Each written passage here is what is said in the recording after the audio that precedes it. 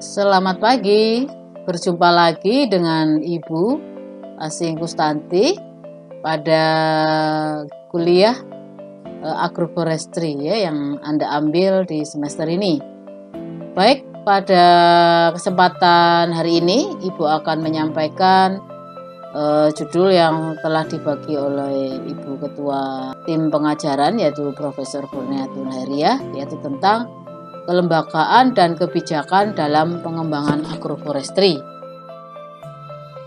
Adapun capaian pembelajaran dari pertemuan kali ini adalah mahasiswa diharapkan mampu memahami konsep dan strategi dan menerapkan strateginya kalau Anda nanti mungkin sudah selesai belajar tentang bagaimana kelembagaan itu sendiri dan pengembangannya, serta implementasi kelembagaan itu menjadi sebuah kebijakan agar terjadi kelestarian program agroforestry itu sendiri baik secara lokal, secara regional, dan secara nasional Jadi tidak hanya pada tingkat tapak, tetapi pada tingkat nasional Indonesia. Bahan bacaan yang bisa Anda cari untuk menambah pengayaan pemahaman dan banyak-banyak praktek kasus-kasus yang mungkin bisa menambah kekayaan Anda dalam memahami agroforestry di lapangan, itu adalah buku yang diterbitkan oleh IKRAF IKRAF itu lembaga penelitian agroforestry yang ada di Bogor, yaitu yang ditulis oleh Bapak Tony kemudian Bapak Sunaryo dan Bapak Didik Suharjito tentang kelembagaan dan kebijakan dalam pengembangan agroforestry berupa bahan ajar Kemudian buku yang diterbitkan oleh Food and Agriculture Organization dan IKRAF yaitu tentang agroforestry dan tenure Jadi tenure itu tentang penguasaan lahan dan agroforestry. Ini tentang forestry working paper number 8 supaya Anda lebih memahami kasus-kasus yang ada di Indonesia dan memahami mengapa kelembagaan dan kebijakan penting dipelajari dalam pembahasan agroforestry Menurut Anda apakah kebijakan itu mampu mendorong atau bahkan menghambat Jadi kalau Anda memahami kelembagaan ini keterlibatan 3 prinsip yang harus benar-benar dipahami, yaitu ciri karakteristik lahan hutannya itu dan statusnya Kemudian aturan main yang diterapkan baik secara normatif atau secara regulasi, secara legal, dan keterkaitan aktor atau user dalam hal ini baik langsung maupun tidak langsung. Poin-poin itu yang akan menentukan keberlanjutan agroforestry itu sendiri. Pendahuluan yang akan saya sampaikan bagaimana sistem budidaya kehutanan dan pertanian serta peternakan. Kemudian budidaya yang aman dalam mengatasi kekerisan lahan akibat alih fungsi lahan yang mengubah sistem budidaya. Kemudian tergantung sekali pada manusia sebagai subjek pelaksana budidaya, dan juga bagaimana aspek kelembagaan dalam pengelolaan agroforestry, kebijakan dalam pengelolaannya. Ini kita lihat tutupan pohon pada lahan agroforestry ini hampir meliputi 50% lebih ini dunia melakukan agroforestry. Nah, untuk memahami antara kegiatan agroforestry ini secara real ini Anda dapat membaca di link yang sudah disampaikan di PPT ini, yaitu tentang paper judulnya Trees on Farm an update and reanalysis of agroforestry's global extent and socio-ecological characteristic. Jadi hubungan antara manusia dan lingkungannya terhadap kegiatan agroforestry itu sendiri secara global menganalisis kembali. Jadi silakan Anda bisa download sendiri, bisa banyak baca. Nah, kemungkinan juga akan menjadi tugas Ibu supaya Anda lebih mendalami walaupun ini in English supaya Anda juga tidak fobia atau tidak takut dengan bahasa Inggris. Jadi kalau takut harus sering didekati biar lebih paham. Ibu ulas lagi pada konsep agroforestry, yaitu merupakan kombinasi atau suatu mix ya, mix pola budidaya antara forestry, kemudian agriculture dan peternakan ya, di mana terdapat irisan antara agroforestry dan antara kehutanan dan pertanian ya, ada irisan, kemudian forestry dan peternakan ini ada kombinasi yang diterapkan, kemudian antara agriculture dan pertanian ini juga ada mix ya yang bisa diaplikasikan ya. Jadi atau ketiga-tiganya bisa diterapkan atau dikombinasikan di sini ya. Jadi bisa antara forestry, agriculture dan peternakan. Hutan atau sistem penanaman dalam sebuah lahan yang didominasi oleh pohon-pohonan. Ini pada kondisi Jawa Timur khususnya atau secara umumnya pada skala nasional bahkan internasional itu merupakan modal pembangunan ya, di mana sumber daya hutan itu mempunyai manfaat ekologi atau lingkungan yang mempunyai kekhasan dengan lingkungan lainnya, di mana mempunyai kondisi iklim mikro ya yang berbeda kondisinya dengan suhu di luar atau kondisi di luar hutan sendiri. Kemudian mempunyai manfaat sosial budaya karena dari dulu manusia tergantung pada hutan ya, baik secara langsung maupun tak langsung, dan juga mempunyai manfaat ekonomi. Selain manfaat tadi, hutan itu sendiri mempunyai fungsi konservasi atau perlindungan ya, di mana ada 3 prinsip: use it, save it, dan preserve it. Jadi manfaatkan, lestarikan, dan awetkan ya, seperti itu.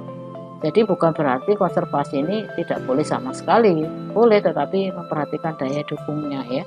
Kemudian karakteristik flora dan faunanya seperti apa ya, bekasan kawasannya. Kemudian fungsi lindung ya, di mana ini ditetapkan berdasarkan kelerengan dan tata air ya, yang mempunyai manfaat sebagai pelindung mata air ya yang ada di hutan-hutan dengan kelerengan lebih dari 15% atau 45% ya. Kemudian fungsi produksi ya. Nah, ini konsep forest ecosystem service ya, jasa-jasa yang disediakan oleh ekosistem hutan ya. Jadi berbagai macam, baik ya kayu ya, timber and non timber forest production, NTFP itu non timber production yang diberikan oleh sebuah ekosistem hutan ya, itu yang berupa barang dan jasa. Tetapi juga ada yang berupa penyedia jasa lingkungannya ya. Nah, itu bisa penyedia oksigen ya. Artinya dia menyumbangkan oksigen di udara yang dibutuhkan manusia, dan dia menyerap CO2 ya untuk proses fotosintesis, dibantu oleh air mineral di dalam tanah. Kemudian untuk jasa lingkungannya ya, untuk rekreasi ya, kemudian jasa keanekaragaman hayati, kemudian pengontrol erosi ya, karena ada perakaran dari pohon itu ya, akar tunjang dan akar serabut, dan penyedia macam-macam kompleksnya sebagai habitat dari satwa ya, sebagai tempat untuk tinggalnya binatang-binatang di dalam hutan, baik di lantai hutan, di tajuk ya, di atas, di tengah ya, di stem batang ya, tercatat keanekaragaman flora dan fauna. Kemudian sebagai penyedia air ya, tangkapan air, kemudian penyedia karbon di lapisan bawah tanahnya dan kesuburan tanahnya ya. Jadi banyak macam barang dan jasa yang dapat disediakan dari sebuah ekosistem hutan. Kemudian fungsi agroforestry ini ya ternyata lebih kompleks daripada yang hutan alaminya ya, dan lebih banyak melibatkan aktor lain, manusianya, dalam mengambil manfaat ya. Kemudian fungsi agroforestry itu keanekaragamannya tinggi, kemudian hasil hutan non kayu juga bisa dihasilkan, kemudian kayu dan cadangan karbon. Nah, ini tebang dan bakar di lain tempat, ini bisa menimbulkan efek bagi kehidupan flora fauna yang ada di dalamnya ya. Kemudian kalau ada bero panjang, maka hasil hutan non kayunya itu akan tersedia ya.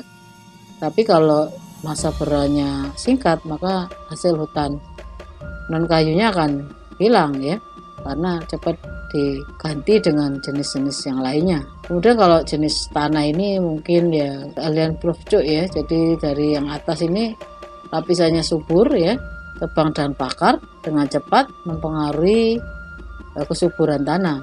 Jadi fungsi das tergantung pada infiltrasi air ke dalam tanah dan lapisan organik sebagai filter sedimen ya. Ini lebih jauh mungkin nanti dibahas oleh Bujo ya, bahwa ada lapisan atas, yaitu ada berbagai macam strata tumbuhan ya yang hidup di lahan agroforestry dibudidayakan, yaitu yang berupa strata 1 ya pohon, strata 2 tiang, strata 3 pancang, dan strata 4 adalah semai ya yang tingginya tidak lebih dari 1,5 meter. Nah, ini kelembagaan dalam pengelolaan agroforestry bisa kita lihat pada 3 aspek yang kita bisa fokuskan, yaitu pada aspek karakteristik sumber daya alam itu sendiri, yaitu bisa kita cermati berdasarkan karakteristiknya ya, sifat khasnya sumber daya alam itu sendiri, baik tentang tempat tumbuhnya, kemudian tentang dinamika ekosistemnya, dan bagaimana tentang kepemilikannya atau bagaimana tentang pengelolaannya ya. Ini dibagi menjadi private good atau hak milik pribadi, kemudian club good milik kelompok, common pool good milik umum, dan public goods milik bersama ya. Jadi ini tergantung pada karakteristiknya, bentang alamnya di permukaan bumi, kemudian daya dukung sumber daya alam itu sendiri, serta komoditas yang dihasilkannya. Nah, ini dipengaruhi oleh pola perilaku aktor ya, baik secara langsung maupun tidak langsung, yang dipengaruhi oleh norma atau tata kehidupan di masyarakat yang berupa aturan tidak tertulis, kemudian etika, bagaimana seharusnya bersikap, baik buruk, benar salah, dan moral ya, moral yang ada pada aktor dalam pengelolaan sumber daya alam agroforestry. Nah, ini sikap aktor ya atau pelaku dalam pengelolaan sumber daya alam ini mempengaruhi dalam hal pengambilan keputusan ya, di mana ini dipengaruhi oleh aturan main yang diterapkan, kemudian aturan untung rugi yang dipengaruhi oleh pasar ya, struktur pasar, sehingga mempengaruhi pertimbangan untung rugi, di mana struktur pasar ini dipengaruhi oleh modal, teknologi, dan informasi yang menentukan kapasitas aktor dalam pengambilan keputusan. Nah, ini adanya pertimbangan untung rugi dan dipengaruhi oleh struktur pasar serta aturan main, ini menentukan kinerja dari hubungan antara aktor atau pengguna sumber daya alam, baik langsung maupun tidak langsung, tentang kinerjanya, yaitu dilihat apakah sumber daya alam untuk agroforestry itu berlanjut atau sustain, ataukah ada degradasi atau kerusakan lingkungannya ya. Dan ini mempengaruhi tata pemerintahan. Kinerja-kinerja sumber daya alam ini baik pada aspek eksekutif, yudikatif maupun legislatif, yaitu tentang bagaimana meregulasi hubungan antar aktor dalam pengelolaan sumber daya alam, kemudian bagaimana cara mengimplementasi pengelolaan yang berkelanjutan, serta aspek-aspek penegakan hukum ya, law enforcement, bagaimana pelaku atau konsekuensi dari perilaku aktor yang menimbulkan kerusakan, dan sebaiknya bagaimana konsekuensi dari para pengguna sumber daya alam ini apabila menciptakan keberlanjutannya ya. Nah, ini sumber ketergantungan ya antara manusia, sumber daya alam, dan perlunya aturan main ya. Jadi dalam bidang ilmu politik kelembagaan banyak ditekankan pada norma atau aturan main dalam kegiatan kolektif untuk kepentingan bersama ya. Jadi pada intinya kelembagaan agroforestry ini adalah peranata sosial atau aturan main yang diterapkan pada aktor-aktor yang berkaitan dengan pengelolaan agroforestry, di mana untuk menekan perilaku yang menyimpang, antara lain adalah free riding ya, atau penunggangan gratis, kemudian ransacking, orang yang mencari keuntungan atau pencari rente ya. Kemudian perilaku yang mencari kesempatan atau opportunistic behavior dalam pengelolaan hutan dengan pengelolaan agroforestry ya. Ini yang dicegah.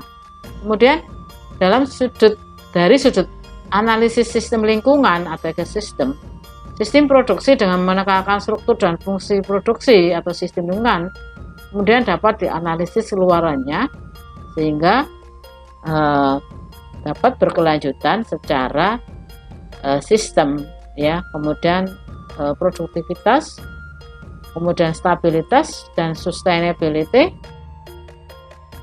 Jadi pengertian kelembagaan itu ya secara intinya ya adalah suatu pranata atau tatanan yang mengatur hubungan antara aktor atau pengguna sumber daya alam untuk mencapai tujuannya dalam mencapai kesejahteraan dan kelestarian lingkungan ya, dengan menekan perilaku aktor yang menyimpang ya, yaitu ransaking, opportunistic behavior, free riding ya.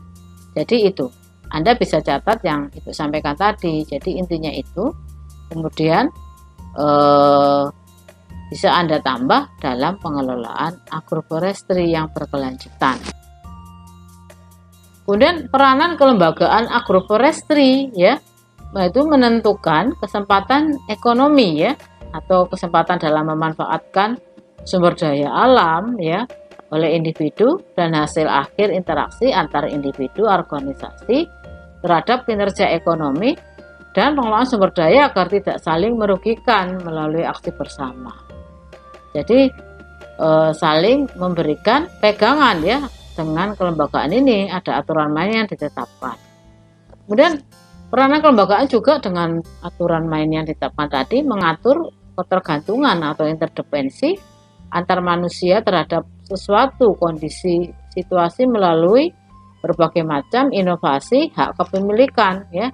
Bagaimana nanti diberikan property right, bagaimana efek jangka panjangnya ya. Kemudian bagaimana kalau diberikan secara komunal atau collective action ya, seperti itu. Kemudian ada batas yurisdiksi ya, ada batas-batasan penghargaan terhadap kepemilikan orang lain ya, karena kelembagaan itu adalah penegakan aturan yang sudah disepakati bersama ya, baik tertulis maupun yang tertulis ya. Kemudian ada aturan representasi atau keterwakilan. Jadi keterwakilan ini diperlukan karena kalau semuanya aktif dalam kelembagaan tidak memungkinkan, tidak akan terjadi inefisiensi atau keborosan ya.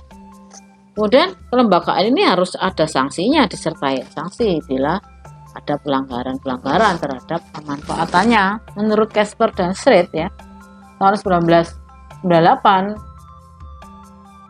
Nah ini yang Ibu sampaikan, yang kita tekankan ya. Halo, jangan tidur ya. Perhatikan kuliah Ibu ini, nanti persiapkan Anda yang ingin bertanya pada meeting kita secara daring ya. PowerPoint Ibu ini Ibu berikan dulu supaya Anda bisa mempelajari ya.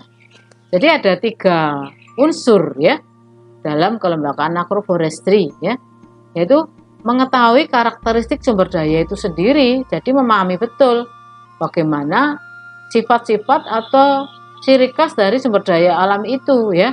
Misalkan ini kalau di hutan agroforestry-nya itu ada 6 formasi hutan, yaitu hutan hujan tropis ya, ada 3 kelompok, bawah, tengah, atas. Kemudian hutan musim, hutan mangrove, dan hutan pantai ya. Kemudian di luar kawasan, nah ini hutan milik, lahan milik ya. Jadi kalau lahan milik ini lebih tidak berat dalam mengelolanya ya, karena sesuai kemauan yang milik ya. Kalau hutan negara harus ikut aturan negara ya. Kemudian aturan main yang diterapkan, nah ini aturannya ini bisa yang tertulis maupun yang tidak tertulis ya. Kalau yang tak tertulis bisa norma, etika. Kalau aturan tertulis ya bisa regulasi yang dikeluarkan oleh pemerintah, yang pada dasarnya adalah untuk mengatur hubungan antara aktor yang berkaitan dengan agroforestry baik langsung maupun tak langsung. Kemudian aktor yang terkait atau terlibat, yaitu aktor yang dalam agroforestry menentukan keberlanjutan agroforestry, yaitu baik langsung atau direct maupun tidak langsung. Nah, ini aturan main yang diterapkan dalam kelembagaan agroforestry, itu baik berupa norma, ya, peraturan yang tak tertulis berlaku di masyarakat, yaitu yang mengakar dalam masyarakat dan diterima secara luas untuk melayani tujuan bersama yang mengandung nilai tertentu dan menghasilkan interaksi antar manusia yang terstruktur. Kemudian kalau peraturan itu adalah aturan tertulis dan upayanya untuk penegakan hukum, ya, bahwa kalau yang melanggar ya ada sanksinya. Ini kalau aktor yang terlibat, yaitu berbagai macam aktor yang terkait, ya, atau terlibat dalam pengembangan agroforestry, baik yang langsung atau yang disebut direct maupun yang tidak langsung berkaitan dengan pengelolaan agroforestry.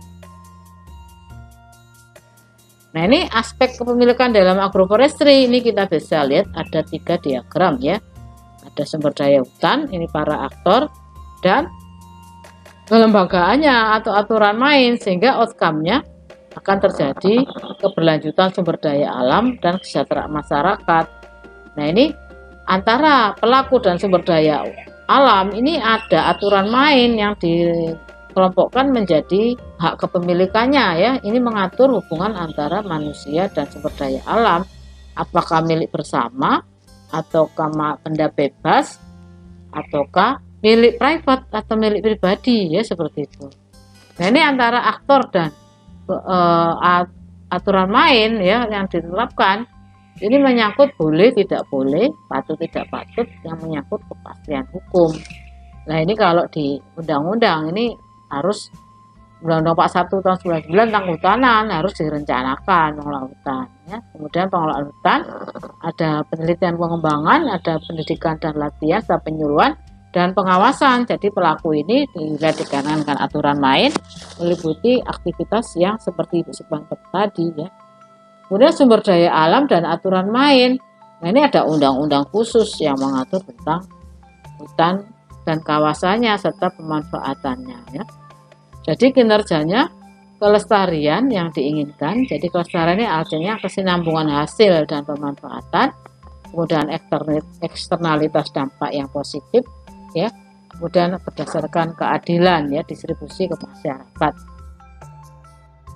Sekarang kebijakan aturan main secara legal, ya, di agroforestry itu bila diinventarisasi yang disampaikan di sini adalah ada 6 aturan, yaitu Undang-Undang Kehutanan Nomor 41 tentang kehutanan, yaitu tentang peran serta masyarakat.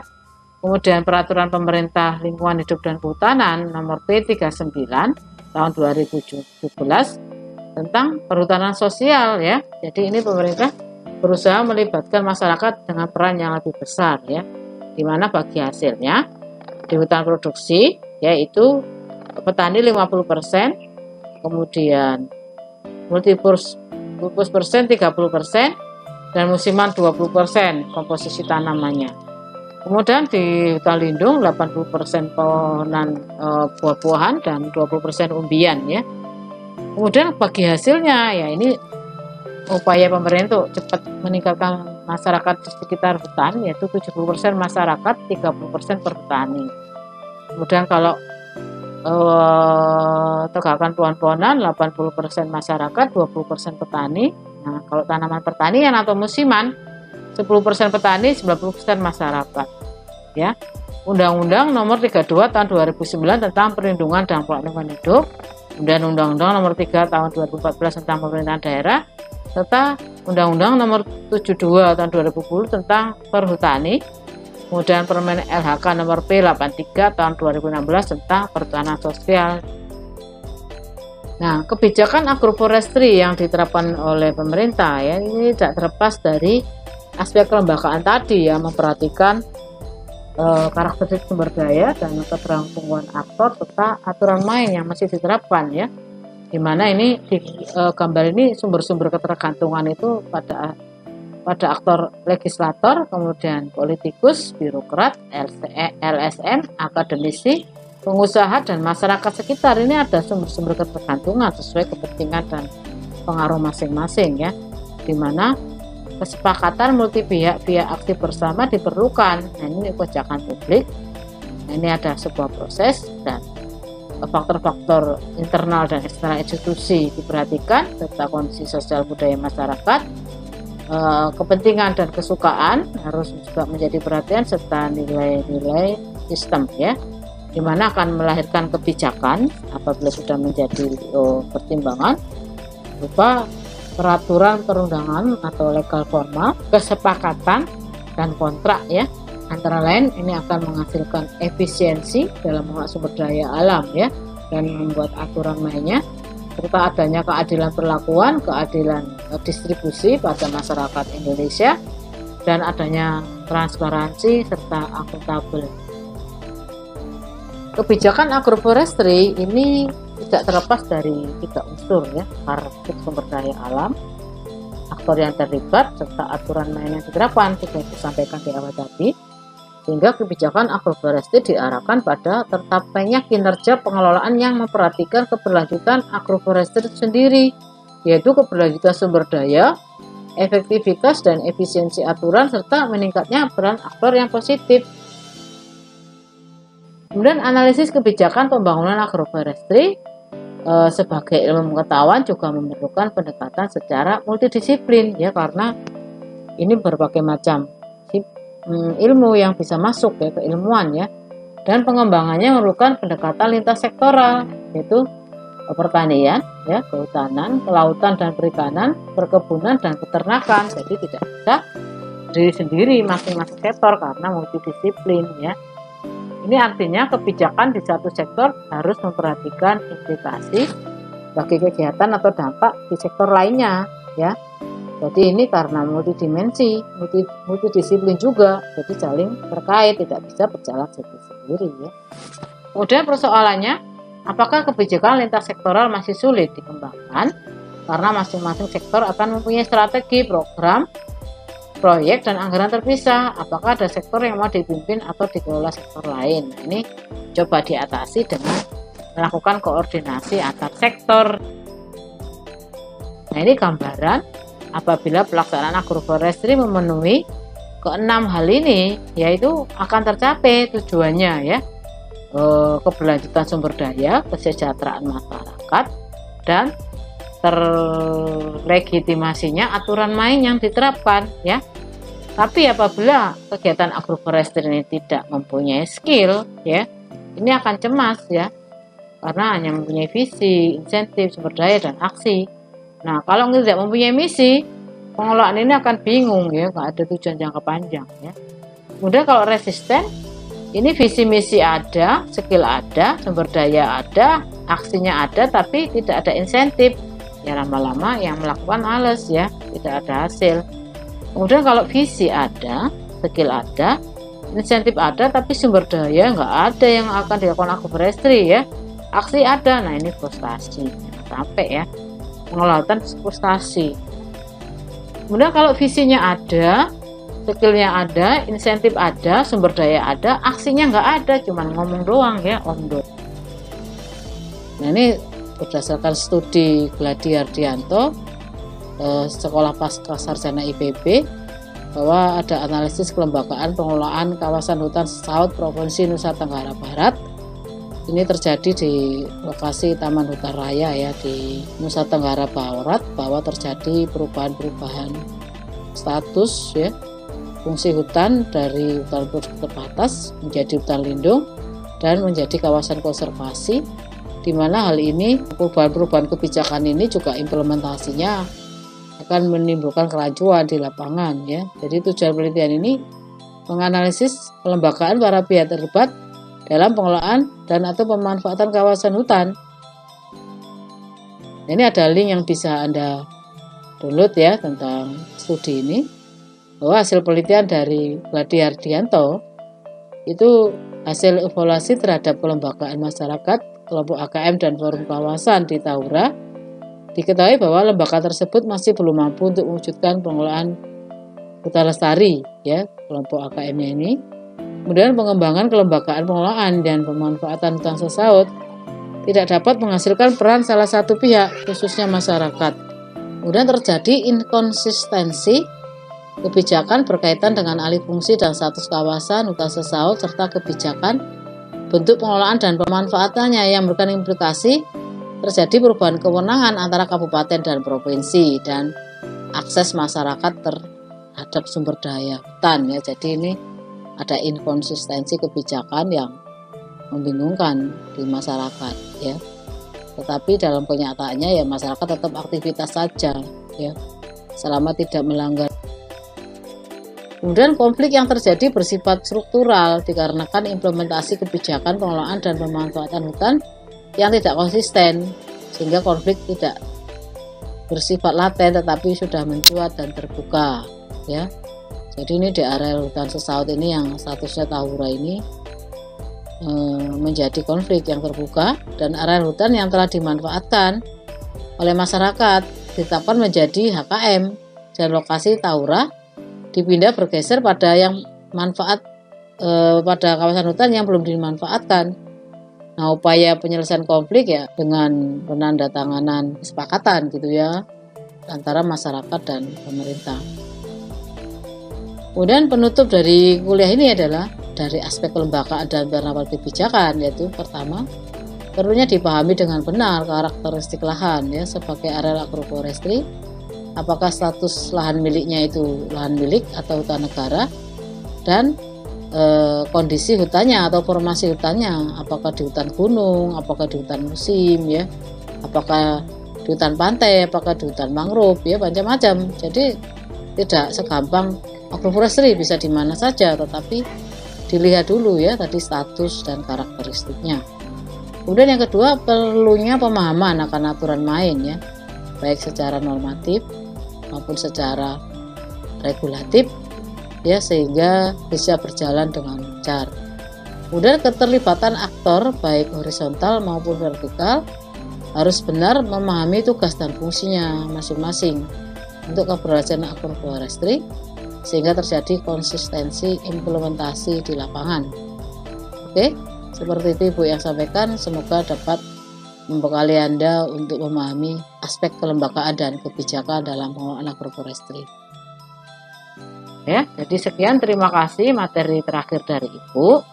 Jadi saya persilakan Anda untuk memutar atau memperhatikan materi terakhir Ibu ya tentang kelembagaan dan kebijakan. Jadi kalau ada yang nggak jelas, nanti bisa tanya di akhir kuliah waktu kita meet ya.